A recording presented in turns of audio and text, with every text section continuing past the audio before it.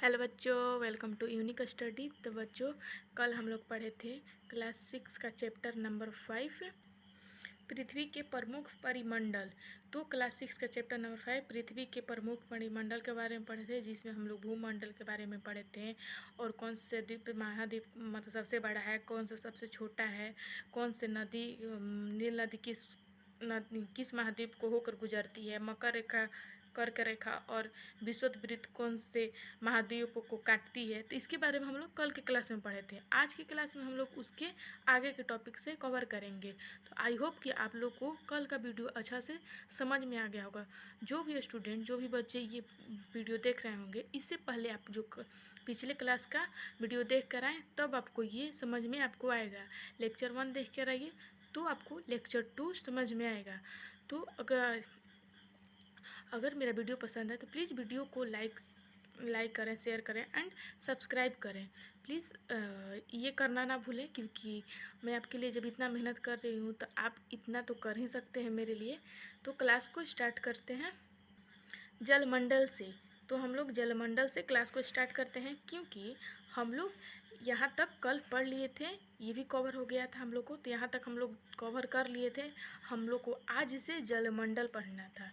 तो टाइम को बिना वेस्ट किए हुए क्लास को स्टार्ट करते हैं। जलमंडल। पृथ्वी को नीला ग्रह कहा जाता है। सबको पता होगा कि पृथ्वी को नीला ग्रह भी कहा जाता है। आप ये क्वेश्चन पूछ भी सकता है कि नीला ग्रह किसे कहा जाता है, या फिर पृथ्वी को और कौन से नाम से जाना जाता है। तो पृथ्वी को नीला ग्रह कहा जाता है। पृथ्वी का 71 मतलब 71% भाग जल तथा 29% भाग स्थल है। तो कहने का मतलब है कि 71% जो है, या हिंदी का मतलब प्रतिशत लिखा है, लेकिन इंग्लिश में इसका परसेंट होता है। हम भी इंग्लिश से मीडियम पढ़े थे, तो इसलिए हमको मतलब थोड़ा थोड़ा ऐसा हो देखते होंगे आपकी, मतलब जहाँ थोड़ा होता है ना कि टेढ़ापन टाइप पे, या फिर हम उस चीज़ को मतलब वो ये कर ले, तो मतलब वहाँ हम ये हो जाते हैं, मतलब वर्ड को उतना ये नहीं हो पाते हैं, मतलब क्लियरली नहीं बोल पाते हैं। लेकिन इंग्लिश में वही चीज़ क्लियरली मतलब इंसान बोल देता है। तो जैसे कि कह रहे हैं कि मतलब जो भी है वो तो बात की बात है, लेकिन हमको पढ़ाना अच्छा लगता है, तो हम तो हिंदी हो या इंग्लिश पढ़ाते ही हैं। और मेरे पास मतलब मेरे को हिंदी का बुक पढ़ाना, मतलब हिंदी के बारे में समझाना, जैसे कि हिंदी में होता है ना कि हिंदी में समझाना बहुत कठिन होता है, वो चीज़ मेरे को समझाना थोड़ा अच्छा लगता है। इंग्लिश में तो पढ़ पढ़ के उसको हिंदी बता दीजिए, वो हो जाएगा, तो उतना मेरे को लगता है कि सही नहीं रहता है। और मेरे लिए हिंदी भी बहुत ज़्यादा मायने रखता है, बहुत अच्छा हमको समझ में आता है और हमको समझाने में भी थोड़ा ये होता है। तो कह रहा है कि यहाँ पर पृथ्वी का 71% मतलब पृथ्वी पर 71% वाटर है, मतलब पानी है, वाटर है। और 29% वो भूमि है, मतलब स्थल है, जहाँ हम लोग रहते हैं। जितना वो चीज़ है वो 29% में है, बाकी 71% में पानी है। जलमंडल में जल के सभी रूप उपस्थित हैं। इनमें से महासागर, नदियाँ, झील, हिम हिमन नदियाँ और भूमिगत जल तथा वायुमंडल के जलवाष्प से सभी सम्मिलित हैं। तो कह रहा है कि मतलब जो मतलब जल 71% में झील का पानी, नदियाँ, हिमन नदियाँ जो भी है, भूमिगत है, तो ये सब 71% में आ जाता है। 29% में जो मतलब बाकी जो चीज़ है, धरती ये सब जो है वो आता है 29% में। मतलब धरती हमारा जो है जिस पर मनुष्य रह रहा है वो 29% मतलब 29% है, और बाकी सब पानी है। इसलिए हम लोग को मतलब हम लोग का जो ग्रह है वो नीला दिखाई देता है, जो पृथ्वी है वो नीला दिखाई देता है, इसलिए इसको नीला ग्रह कहा जाता है। पृथ्वी पर पाए जाने वाले जल का 97% मतलब प्रतिशत है, 97 यानी 97% से अधिक भाग महासागरों में पाया जाता है। तो 97% मतलब 97% यानी 97% से अधिक जो भाग है वो महासागरों में पाया जाता है। वह वह इतना अधिक खारा होता है, मतलब खारा मतलब होता है कि होता है ना कि नमक जैसा पानी लग रहा है, साल्टेली टाइप पे। जैसे कि आप कोई भी पानी पीते हैं तो थोड़ा सा मतलब देहाती भाषा में बोला जाता है कि नून छाई लग रहा है, जैसे कि एक होता है ना कि जैसे मतलब नमक जैसा मतलब पानी लगे, तो उसको खारा पानी कहा जाता है। खारा पानी होता है, महासागरों में पाया जाता है, एवं वह इतना मतलब इतना अधिक खारा होता है कि बिना स्किपिंग करे इसको पलटते हैं कि मानव के एक सेकेंड अब ठीक है, मानव के उपयोग में नहीं आ सकता। शेष जल का बहुत बड़ा भाग बर्फ की परतों एवं हिम नदियों तथा भूमिगत जल के रूप में पाया जाता है। तो खारा पानी मानव की यूज में नहीं होता, मतलब खारा पानी हम लोग नहीं पी सकते हैं, मानव नहीं पी सकते हैं। जो शेष है वो भाग बर्फ के परतों में है और हिम नदियों तथा भूमिगत के जल रूप में पाया जाता है। जल का बहुत कम भाग अलवन जल के रूप में पाया जाता है, जिसे हम लोग पी सकते हैं, जो मनुष्य के इस्तेमाल में आता है। यही कारण है कि नीले ग्रह में रहने के बावजूद हम पानी की कमी महसूस करते हैं। कहा जा रहा है, देखिए यहाँ पर मतलब इस टॉपिक, ये जितना टॉपिक है उसमें कह रहा है कि 97% जो पानी है वो मतलब महासागरों में है, जो कि खारा मतलब है, खारा पानी है। और खारा पानी मनुष्य यूज नहीं कर सकते हैं, पीने के लिए नहीं यूज कर सकते हैं, मनुष्य उसको पी नहीं सकते हैं। और जितना शेष जो जल है वो बर्फ के परतों एवं हिम नदियों तथा भूमिगत के जलों में पाया जाता है, और बहुत कम भाग में ऑलवन जल के रूप में पाया जाता है, जिसे हम लोग पी सकते हैं। ऑलवन जल मतलब जिसे हम लोग पी सकते हैं में पाया जाता है। इसलिए इतना मतलब जो हम लोग का जो ग्रह है, नीले ग्रह जिसे हम लोग कह रहे हैं, वो होने के कारण भी, जैसे कि हमारे जो पृथ्वी पर 71% पानी होने के कारण भी मनुष्य पानी के लिए मतलब तरसता है कि मतलब कहा जाता है कि तरसता है, जैसे कि पानी के लिए भी यहाँ पे बहुत ज़्यादा ये होता है, दिक्कतें होती हैं।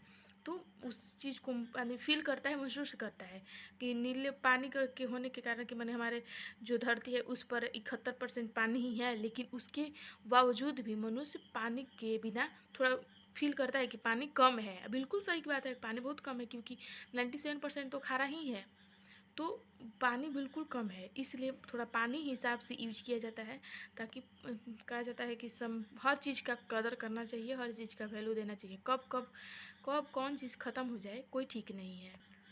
महासागर महासागर जलमंडल के मुख्य भाग हैं, ये आपस में एक दूसरे से जुड़े हुए हैं। तो महासागर जो है वो मुख्य जलमंडल के मुख्य भाग है। ये दोनों एक दूसरे से आपस में जुड़े हुए हैं, मतलब कनेक्टेड हैं।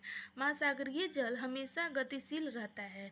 तरंगे ज्वार भाटा तथा महासागरीय धाराएं। महासागरीय जल की 3 मुख्य गतियां हैं। बड़े से छोटे आकार के आधार पर क्रमशः 5 महासागर प्रमुख हैं। कौन कौन है यहाँ पर देखिए, हम लोग पढ़ सकते हैं। प्रशांत महासागर, अंटार्कटिका महासागर, हिंद महासागर, दक्षिण महासागर और अंटार्कटिका महासागर। तो 5 प्रमुख महासागरें हैं, ये आपको याद कर लेना है, बहुत ज़्यादा इम्पोर्टेंट है। आपसे कोई पूछेगा कि कितने महासागरें हैं, तो आप बता सकते हैं कि 5 प्रमुख महासागर है। जो पहला है वो है प्रशांत महासागर, अंटार्कटिका महासागर, हिंद महासागर, दक्षिण महासागर और अंटार्कटिका महासागर। तो ये एक सेकेंड, तो ये बहुत ज़्यादा इम्पोर्टेंट है। तो आप इसको जहन में रख लीजिएगा, इसको याद कर लीजिएगा कि हाँ 5 महासागर है, कौन कौन है उनका नाम याद कर लीजिएगा, क्योंकि एग्ज़ाम में भी पूछता है और कोई आपसे नॉर्मल भी क्वेश्चन पूछ सकता है कि 5 प्रमुख महासागरें हैं उनका नाम बताओ, या फिर कितने हैं उनका कितने हैं, तो आप बोलेंगे 5, अगर 5 बोलेंगे तो बोलेंगे बताओ कौन कौन से। तो आपको ये याद करना होगा कि कौन कौन से हैं। प्रशांत महासागर सबसे बड़ा महासागर है, यह पृथ्वी की 1/3 भाग पर फैला है। पृथ्वी का सबसे गहरा भाग मेरियाना गर्त प्रशांत महासागर में स्थित है। तो महासागर प्रशांत महासागर है वो सबसे बड़ा महासागर है। ये भी क्वेश्चन आपसे पूछा जाता है कि सबसे बड़ा महासागर कौन से है, तो प्रशांत महासागर ये पृथ्वी की 1/3 भाग में फैला हुआ है। तो पृथ्वी की 1/3 भाग में फैला हुआ है। पृथ्वी के सबसे गहरा भाग मेरियाना गर्त प्रशांत महासागर में स्थित है। तो पृथ्वी का जो सबसे बड़ा भाग है मेरियाना गर्त, वो प्रशांत महासागर में स्थित है। प्रशांत महासागर लगभग वृत्ताकार है। जो प्रशांत महासागर है वो लगभग वृत्ताकार है। एशिया, ऑस्ट्रेलिया, उत्तर एवं दक्षिण अमेरिका इसके चारों ओर स्थित है। तो प्रशांत महासागर के चारों ओर एशिया, ऑस्ट्रेलिया, अमेरिका, दक्षिण अमेरिका ये मतलब स्थित हैं, चारों ओर स्थित हैं। एक सेकेंड, हम सोचे कि थोड़ा 5.1 फिगर को फिर से हम आपको समझा दें। तो यहाँ पर भी दिया है कि 5.1 फिगर को देखिए तथा प्रशांत महासागर के चारों ओर महाद्वीपों की स्थिति का पता लगाइए। तो ये तो 5.1 में है, लेकिन हम आपको थोड़ा अपने तरीक़ा से बता दें कि देखिए ये मान लीजिए कि प्रशांत महासागर है, ठीक। ये प्रशांत महासागर है, इसके चारों ओर ये मतलब जैसे मान लीजिए घेरे में घुरा हुआ है, इसके चारों ओर एशिया, ऑस्ट्रेलिया, दक्षिण अमेरिका ये जितने भी महासागरें हैं, जितने भी एशिया, ऑस्ट्रेलिया, उत्तर और दक्षिण अमेरिका इसके चारों ओर स्थित हैं। तो ये जितने भी महासागरें हैं, मतलब कि जो एशिया महाद्वीप है, ऑस्ट्रेलिया है, दक्षिण अमेरिका है, तो ये प्रशांत महासागर के चारों ओर स्थित हैं, जैसे कि 5.1 फिगर में हम आपको क्लियर दिखा रहे हैं। देखिए ये मैप है ना 5.1, यहाँ प्रशांत महासागर है, यहाँ पर भी इसका प्रशांत महासागर का दिया हुआ है। तो आप लोग सोच रहे हो कि यहाँ पर ये है, यहाँ पर ये है, तो उत्तर अमेरिका यहाँ है, दक्षिण अमेरिका यहाँ है, तो कैसे स्थित है। तो यहाँ पे आपको लग रहा है कि ये चीज़ यहाँ है, लेकिन देखिए ये इसके तीनों के अंतर्गत है। तो ये जो है इसकी किनारे किनारे ही मतलब बीच में मान लीजिए कि प्रशांत महासागर है, और इसके उत्तर दक्षिण अमेरिका, एशिया, ऑस्ट्रेलिया, अफ्रीका ये इसके चारों तरफ मतलब ये चारों इसके मतलब होता है ना गोल में स्थित है, मतलब किनारे इसके स्थित है और बीच में प्रशांत महासागर हैं। फिर से हम कॉन्सेप्ट को पढ़ते हैं, वो लाइन को पढ़ते हैं जिससे आपको क्लियर कॉन्सेप्ट हो जाए। देखिए फिर से पढ़ते हैं इस टॉपिक को। पृथ्वी का सबसे गहरा भाग मेरियाना गर्त प्रशांत महासागर में स्थित है। ये एक लाइन को तो क्लियर हो गया है। एशिया, ऑस्ट्रेलिया, उत्तर और दक्षिण अमेरिका इसके चारों ओर स्थित है। एशिया, ऑस्ट्रेलिया और उत्तर दक्षिण अमेरिका इसके चारों ओर स्थित हैं। देखिए इस टॉपिक में एशिया, ऑस्ट्रेलिया, उत्तर अमेरिका, दक्षिण अमेरिका ये इसके चारों ओर स्थित है। यहाँ प्रशांत महासागर, यहाँ पर प्रशांत महासागर, उत्तर अमेरिका, दक्षिण अमेरिका, एशिया और ऑस्ट्रेलिया। तो दक्षिण अमेरिका और उत्तर अमेरिका और एशिया प्रशांत महासागर ऑस्ट्रेलिया प्रशांत महासागर के चारों ओर स्थित हैं। ये आपसे कोई पूछेगा कि प्रशांत महासागर के चारों ओर कौन से देश स्थित है, कौन से देश, ये पूछेगा। कौन देश स्थित है, सिंगल थोड़ी है, चार न है, तो कौन कौन से देश स्थित हैं। तो उत्तर अमेरिका, दक्षिण अमेरिका, एशिया और ऑस्ट्रेलिया ये प्रशांत महासागर के चारों ओर स्थित है। तो इस लाइन में यही बोल रहा है।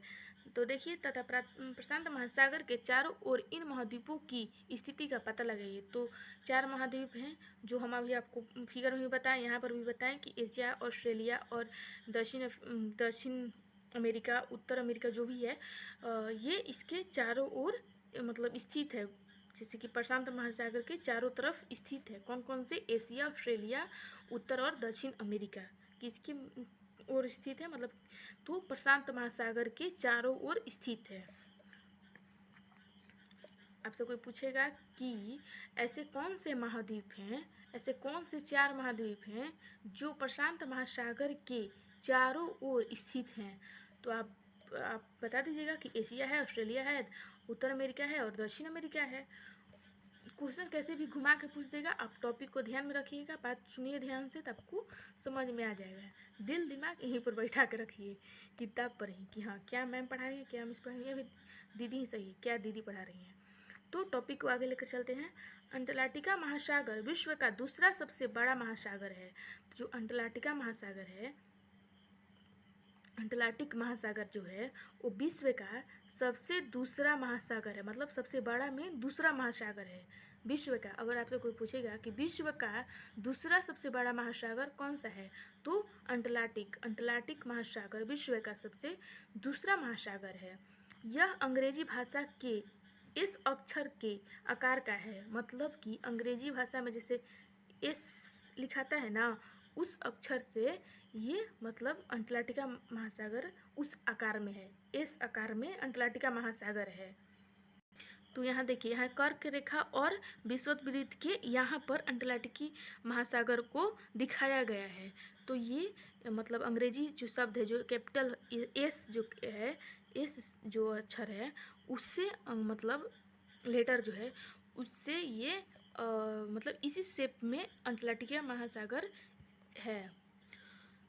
तो ये लाइन भी हम लोग का क्लियर हो गया। तो आप लोग सोच रहे हैं कि दीदी क्या बार बार स्किप कर रही हैं, तो स्किप बेटा करना पड़ रहा है, क्योंकि स्किप अगर हम ना करें तो ऐसे से अगर बार बार पेज पलटेंगे तो आप लोग को दिक्कत होगा, थोड़ा लगेगा क्या बार बार पेज पलट रही हैं। तो उस फिगर में जाने के लिए आपको अच्छा से कॉन्सेप्ट क्लियर करने के लिए, कॉन्सेप्ट नहीं क्लियर होगा तो आपको समझ में नहीं आएगा, समझ में नहीं आएगा तो कोई चीज़ आपका अधूरा रह जाएगा कि समझ में नहीं आ रहा है। तो उस चीज़ को क्लियर करने के लिए हमको फिगर में जाना पड़ेगा, ओरल करना पड़ेगा, खुद से ही समझाना पड़ेगा कि कुछ चीज़ें क्या है, तो खुद से ड्रॉ करके हम समझा सकते हैं। और ज़्यादा हम खुद से मतलब पेंसिल चलाएंगे तो ये जो कैमरा हम एक हाथ से मोबाइल पकड़े हुए हैं वो हिलने लग रहा है, इस वजह से आप लोग को ज़्यादा डिस्टर्ब ना हो, इसकी वजह से हम भी नोट से पढ़ा कर मतलब लिख कर लाते हैं। और मतलब जब मेरा वैसा हो जाएगा यूट्यूब पे, जैसे कि लाइव क्लास मेरा मतलब उतना सब्सक्राइबर हो जाएंगे, जब हम लाइव क्लास लें तो हम आपको लाइव क्लास ही आपको लेकर पढ़ाएंगे कि कैसे पढ़ाया जाता है।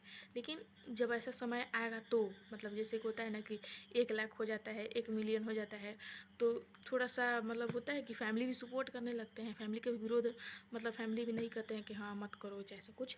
अभी तो फैमिली बहुत ज़्यादा माना करेंगे, या फिर आप फैमिली से बोलेंगे तो वो आप समझेंगे नहीं कि सोशल मीडिया पर डाल रही है, कैसे होगा कैसे नहीं, तो अलग अलग की बात करते रहते हैं। तो इसलिए हमको भी थोड़ा दिक्कत है कि मतलब ये, लेकिन शौक़ मेरा है कि पढ़ाएँ हम, तो हम इसलिए आपको पढ़ा रहे हैं। तो आपको बस यही है कि मतलब अच्छा से पढ़ें, मन लगा के पढ़ें, और प्लीज़ मेरे वीडियो को ऐसे ही मतलब वीडियो को मेरा प्यार दीजिए, लाइक कीजिए, शेयर कीजिए और सब्सक्राइब कीजिए। तो आज बहुत सारी बात हो गई, हम आपको 100% दे रहे हैं। हम अगर आपको 100% दे रहे हैं तो आप आज ना देंगे 100% मेरे को, कल ना देंगे, 1 मंथ के बाद नहीं देंगे, 2 मंथ के बाद नहीं देंगे, 1 साल के बाद नहीं देंगे, 2 साल के बाद, कभी ना कभी आप मेरे को भी 100% देंगे। तो इसलिए, और ये चीज़ हमको मतलब यूट्यूब पर वीडियो हम ऐसे बोलते थे ना कि घर में जा जा के पढ़ाना या फिर अपना ये करना, तो मेरे फैमिली इस चीज़ को लेकर मतलब एक होता है ना कि विरोध करता है कि नहीं ये नहीं करना है तुमको, वो नहीं करना है। तो लड़की को मतलब हर तरह से आदमी रोकता है, घर के मतलब जो भी है, मेरे पापा हैं जो भी हैं, तो रोकते हैं कि नहीं तुमको ये पढ़ाई नहीं पढ़ाना है, खुद नहीं पढ़ना है, ये नहीं करना है, वो नहीं करना है। तो ये मेरे को पढ़ाने के लिए यूट्यूब पर वीडियो डालने के लिए कि बंद कमरा में तुम ये कर सकती हो, कि यूट्यूब पर वीडियो डाल सकती हो और पढ़ा सकती हो, तुमको पढ़ाने का ज़्यादा शौक़ है तो तुम ये पढ़ा सकती हो, ये ठीक भी है। जब तक तुम मतलब तुम्हारा फैमिली नहीं ये कर रहे हैं तब तक पढ़ाओ, शादी कर देंगे तो जैसा परिवार मिलेगा वैसा करना। तो इसलिए अगर आप लोग का आशीर्वाद रहेगा तो मेरा मतलब फैमिली भी सपोर्ट करेगा आगे चल कर, देखिए क्या होता है। तो खैर बात इतना ही को रोकते हैं, बहुत ज़्यादा बात हो गया। ऐसी थोड़ी थोड़ी बातें हर मतलब 2 मंथ में क्या है, हम तो 10 ही दिन में करते हैं, तो 10-10-15 दिन में बातें होती रहेंगी।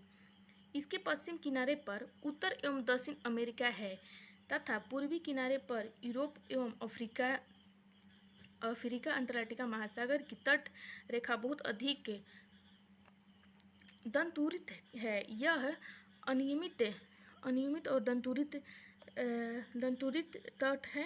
तट रेखा प्राकृतिक पोतारेशियों एवं पतनों के लिए आदर्श स्थिति है। व्यापार की दृष्टि से यह सबसे व्यस्त महासागर है।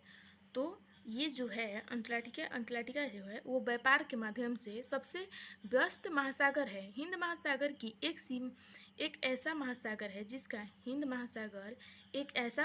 है जिसका नाम किसी देश के नाम से यानी भारत के हिंदुस्तान देश के नाम से जुड़ा गया है। तो कोई और देश नहीं जुड़ा है, यानी भारत के नाम पर रखा गया है। कौन सा देश? ये हिंद महासागर जो है, हिंद महासागर हिंदुस्तान से है, तो हिंद महासागर भारत के नाम से ही रखा गया है। यह महासागर लगभग त्रिभुजाकार है, मतलब त्रिभुजाकार है, लग रहा है कि 1 मिनट कोई आ गया था इसलिए वीडियो को रोक दिए। त्रिभुजाकार है। इसके उत्तर में एशिया, पश्चिम में अफ्रीका तथा पूर्व में ऑस्ट्रेलिया स्थित है। दक्षिण महासागर अंटार्कटिका महासागर को चारों ओर से घेरता है। दक्षिण महासागर जो है अंटार्कटिका महासागर को चारों ओर से घेरता है। यह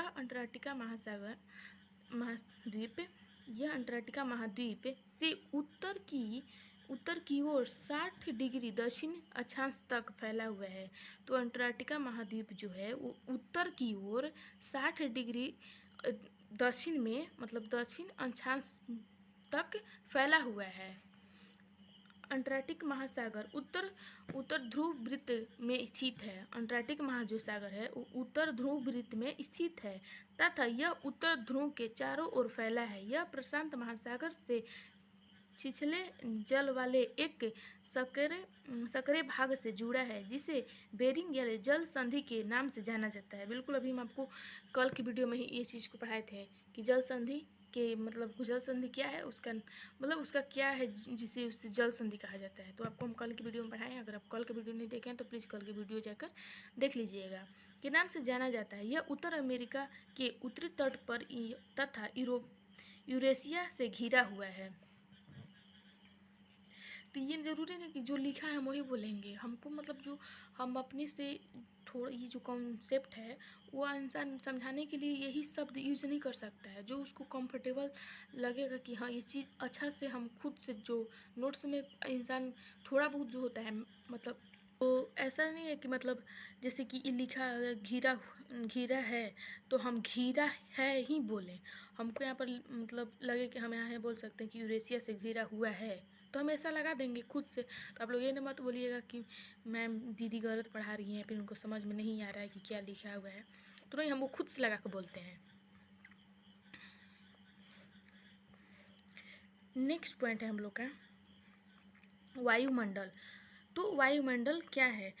हमारी पृथ्वी चारों ओर से गैस की एक परत से घिरी हुई है। वायुमंडल में बोले थे ना जो हवा वाला होता है, जो गैस की तरह होता है, तो चारों तरफ से मतलब गैस की परतों से घिरे हुए हैं जिसे हम लोग वायुमंडल कहा जाता है।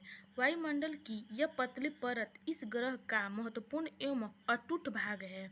तो वायुमंडल जो है वो इस ग्रह जो है पृथ्वी जो ग्रह है उसकी अटूट और महत्वपूर्ण, अटूट मतलब होता है कि महत्वपूर्ण जो चीज़ें होती हैं जो उसके बिना होना ही वो चाहिए ऐसा समझ लीजिए।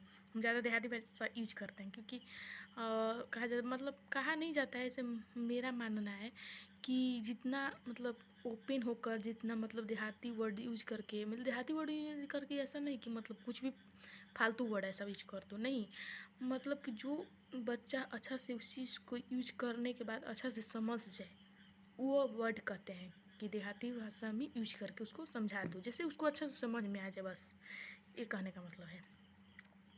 तो अटूट भाग है, जैसे कि होता है ना कि इसके बिना मेरा कुछ है ही नहीं उस तरह से महत्वपूर्ण अटूट भाग है। यह हमें ऐसी वायु प्रदान करती है जिससे हम लोग सांस लेते हैं। यह वायुमंडल हम लोगों को सूर्य की कुछ हानिकारक किरणों से बचाता है। तो जो सूर्य के जो हानिकारक किरणें हैं, जो प्रकाश है, उससे वायुमंडल हम लोग को बचाता है। वायुमंडल 1600 यानी 1600 किलोमीटर की ऊंचाई तक फैला हुआ है।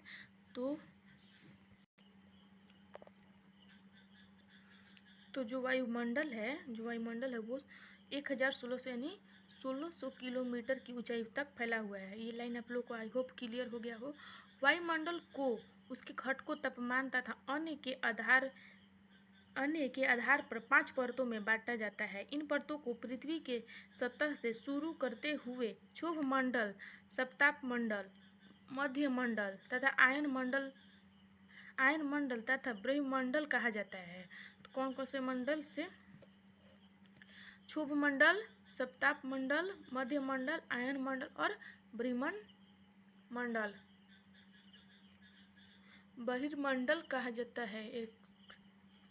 वायुमंडल मुख्यतः ऑक्सीजन नाइट्रोजन का बना है। तो वायुमंडल किससे बना है? ऑक्सीजन और नाइट्रोजन का, जिसमें ऑक्सीजन का मात्रा ज़्यादा होता है और सॉरी, मतलब नाइट्रोजन का मात्रा ज़्यादा होता है 18%, यहाँ लिखा भी है, और ऑक्सीजन का 21% होता है, का बना होता है, जो कि साफ तथा शुष्क हवा का 99% मतलब 99% प्रतिशत बोल रहे हैं, 99% यानी परसेंट भाग है।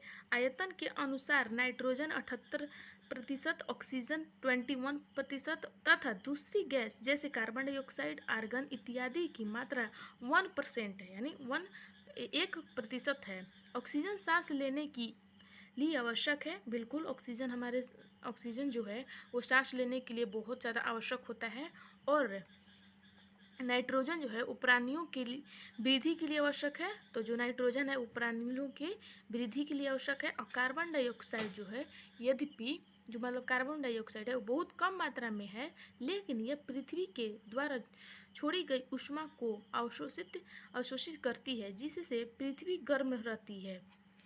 यह पौधे की वृद्धि के लिए भी आवश्यक है, बिल्कुल। कार्बन डाइऑक्साइड जो है वो मतलब जो पौधे हैं उसके लिए भी बहुत ज़्यादा आवश्यक होता है, बहुत ज़्यादा मतलब कार्बन डाइऑक्साइड मतलब पौधों के लिए आवश्यक होता है, इम्पॉर्टेंट होता है।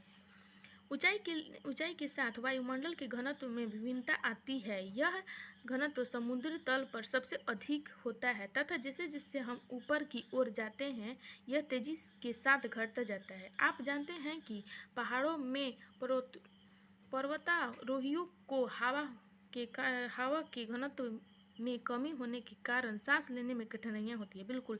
आप जितने ऊपर जाएंगे वो हवा के मतलब हवा लेने में आपको कठिनाइयाँ प्राप्त होगी, मतलब दिक्कतें आएंगी। ऊंचाई पर सांस लेने के लिए उन्हें अपने साथ ऑक्सीजन सिलेंडर लेकर जाना पड़ता है। जैसे जैसे हम ऊपर की ओर जाते हैं तापमान भी घटता जाता है, बिल्कुल, टेम्परेचर भी घटता जाता है।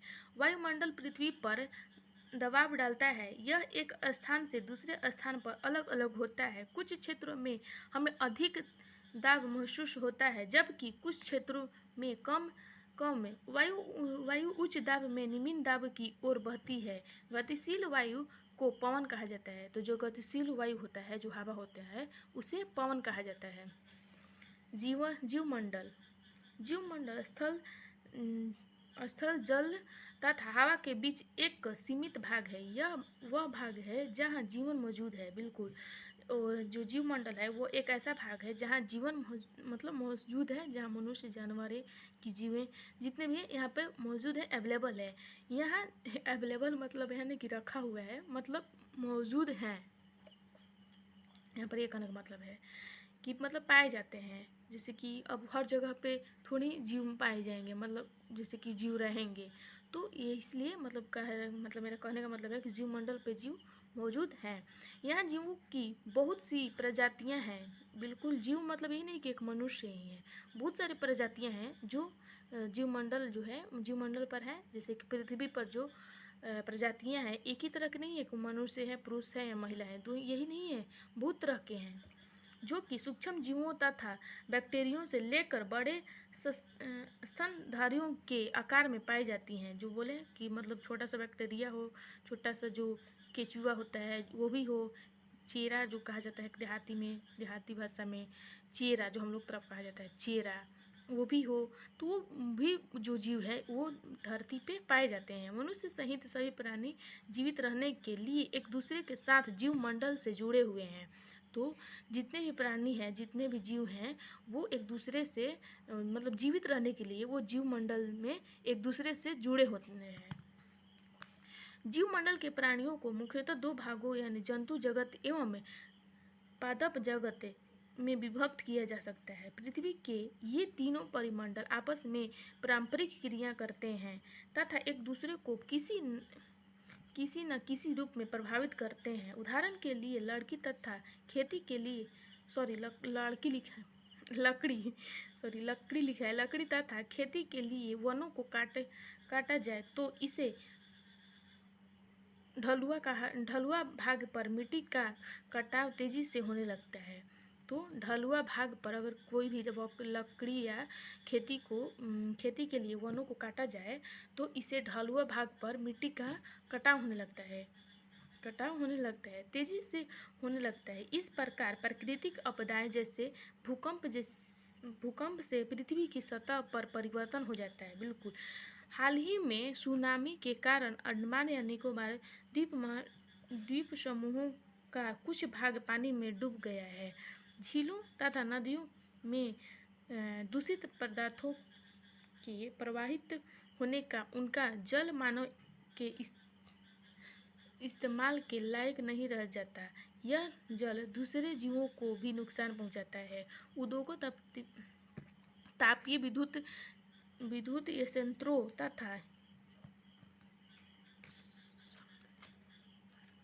संयंत्रों तथा गाड़ियों का उत्सर्जित पदार्थ वायु को प्रदूषित करता है। कार्बन डाइऑक्साइड वायु का एक महत्वपूर्ण घटक है, लेकिन कार्बन डाइऑक्साइड की मात्रा में वृद्धि के कारण पृथ्वी का तापमान वृद्धि हो रही है। इसे भूमंडलीय तापमान कहा जाता है। इसलिए भूमंडल, वायुमंडल तथा जलमंडल के बीच प्राकृतिक संतुलन को बनाए रखने के लिए पृथ्वी के संसाधनों के सीमित उपयोग की आवश्यकता है। तो मतलब सारे चीज़ों को, जैसे कि प्रकृति की जितने भी चीज़ें हैं उसको मतलब ज़्यादा दिन तक रखने के लिए, जैसे कि सीमित होते हैं हर चीज़, तो उसको जैसे कि अपने लिमिट्स में कोई चीज़ को यूज किया जाए। इस तरह से कह रहा है कि पृथ्वी के संसाधनों के सीमित उपयोग की आवश्यकता है। मतलब पृथ्वी के जितने भी संसाधन हैं उसको सीमित उपयोग की आवश्यकता है। तो आज के लिए इतना ही। आज हम लोग का ज्योग्राफी यानी भूगोल का चैप्टर नंबर 5 क्लास 6 का कंप्लीट हो गया है। और नेक्स्ट लेक्चर में हम लोग इसका मतलब जो भी नोट्स है, जैसे ज्योग्राफी के नोट्स से हम लोग को मतलब चीज़ें कवर करेंगे, कॉन्सेप्ट को और क्लियर करेंगे और फिर डीपीपी क्वेश्चन को सॉल्व करेंगे। तो आज के लिए इतना ही। अगर मेरा वीडियो पसंद है तो प्लीज़ वीडियो को लाइक करें, शेयर करें एंड सब्सक्राइब करें। मिलेंगे नेक्स्ट वीडियो में, तब तक के लिए पढ़ाई करें और the very best. Bye bye.